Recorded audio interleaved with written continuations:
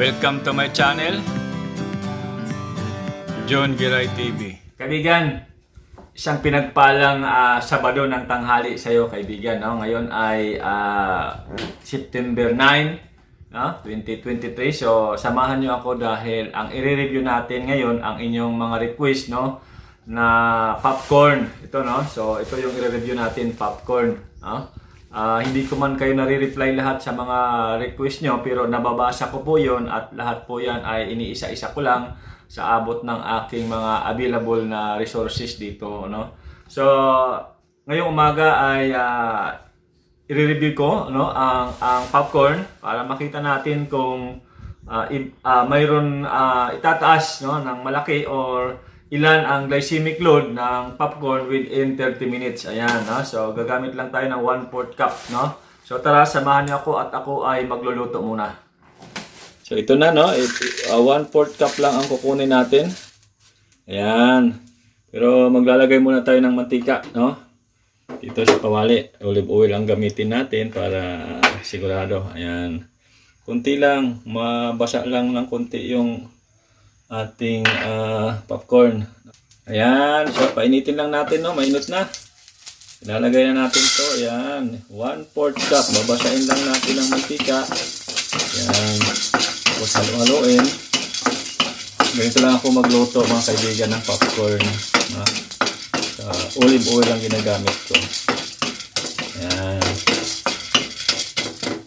Pagka mainit na yan, ayan na, nag-uumpisa na mag-pop, no? Tatakpan natin. Ayan. Tutukan natin kung paano siya mag-pop.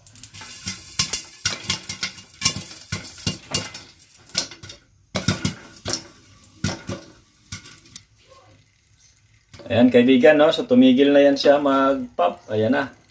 Patayin natin. Ito na. Ayan na. Ayan. Ito na. Ayan na.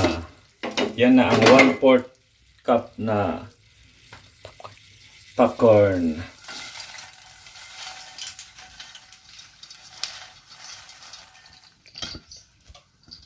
Ayan, kaibigan, ito na yung 1/4 cup na popcorn, no? Yung madami pag naluto na, no? Walang asin, so walang flavor.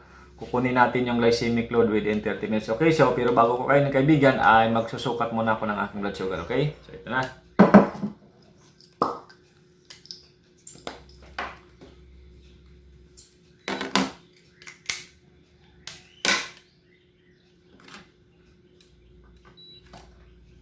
Ayan, kaibigan. Ayan, kaibigan, no? So, ito na ang ating blood sugar ngayon. Nakikita ba dyan? Okay, so yan ang blood sugar natin ngayon, kaibigan. 103 mg per deciliter, okay? So, tingnan natin mamaya after tayo kumain ng 1/4 cup na popcorn. Ito na. So, maramihan to. Mabilisan lang. Walang asin.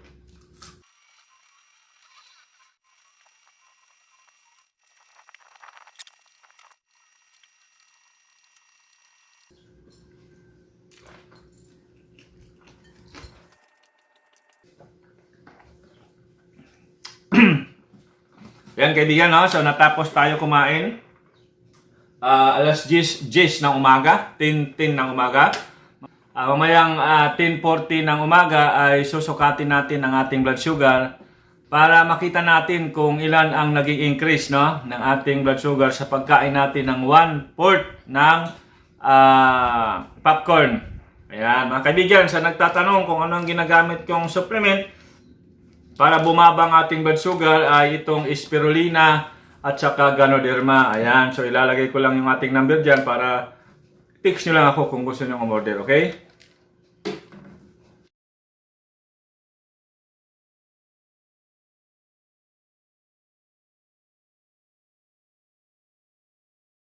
Ayan, kaibigan, naka 30 minutes na tayo, no? So, after natin maubos yung 1/4 cup na popcorn. Ayan, so ito na, magsusukat natin ang ating blood sugar. Ilan kanina? 103. 103?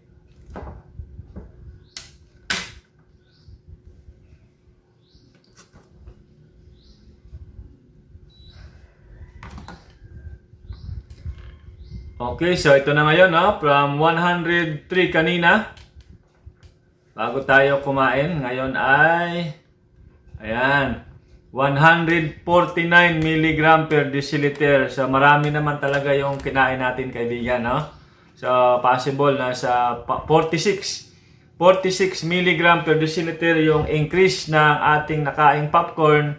Sa ganun karami, mga kaibigan, within 30 minutes, no? So pwede na siyang pang-alternatibo sa ating rice, pero siyempre konti lang.